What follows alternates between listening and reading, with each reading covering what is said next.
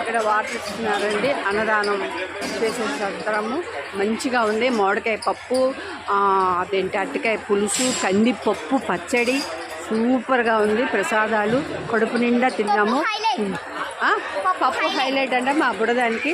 ఇక్కడ అన్నదానానికి మన ఇష్టమైనంత డబ్బులు దానంగా ఇవ్వచ్చు. అంతే లాస్ట్కి అన్నీ మంచిగా కంప్లీట్ చేసుకొని ఇప్పుడు బయటికి బయలుదేరుతున్నాం మేము. వాడపల్లి వెంకటేశ్వర స్వామి. నమో వెంకటేశాయ, నమో వెంకటేశాయ. లైన్లో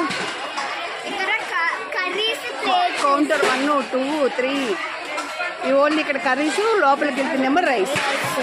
అక్కడ కూర్చొని అన్నం తినాలి. ఓం నమో వెంకటేశాయ. నమో వెంకటేశాయ. ఇగోండి లోటు దించుతున్నారు. పప్పు అయితే హైలైట్. పప్పు అందరు తిన్నారు.